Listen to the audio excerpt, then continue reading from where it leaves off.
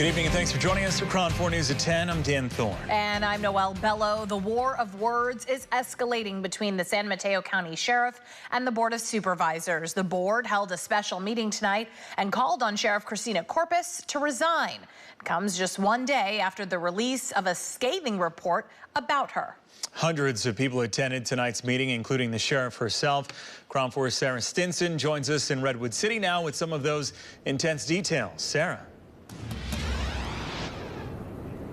More than 1,000 people attended this special meeting, both virtually and in person. The board agreed unanimously. They do not have any confidence in Sheriff Christina Corpus. And she surprised everyone when she walked in, made a huge announcement, and it wasn't about her.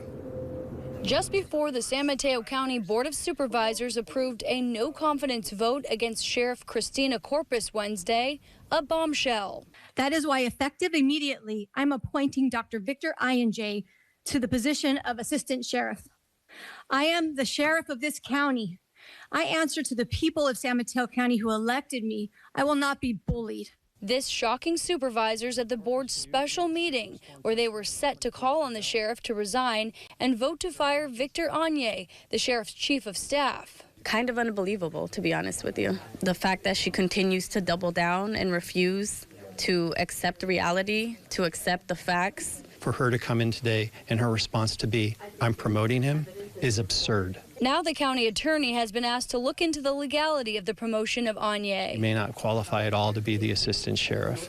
My understanding is that position requires that you be a sworn officer, and right now he's not. A newly released independent investigation conducted by retired judge Ladoris Cordell accuses Sheriff Corpus and Inj of having an intimate relationship, as well as creating a toxic work environment and sending racist and homophobic texts. She's also accused of intimidating and retaliating against employees. Supervisors say Corpus demonstrated that minutes before the report was released Tuesday when she arrested Deputy Carlos Tapia, the union president. The DSA and OSS believe that this situation is intolerable and must be handled quickly.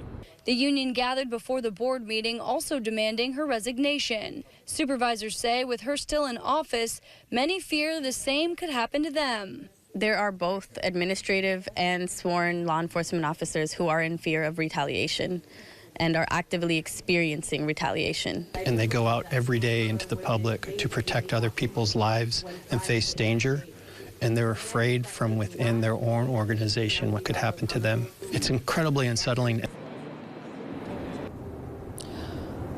And while the board is asking the sheriff to resign, they can't make her. However, the supervisors, they did pass 2 resolutions giving them some options to have her removed, including handing this report over to a civil grand jury. Now, this could lead to a trial, but it would take some time. The board also wants to ask voters to give them the authority to fire a sheriff if they get some kind of finding like they did in this report, but that would have to go on the ballot next year or maybe even have a special election in March. Still a lot to come with this, you guys, but we'll continue to follow the latest. For now, I'm Sarah Stinson reporting live. Back to you.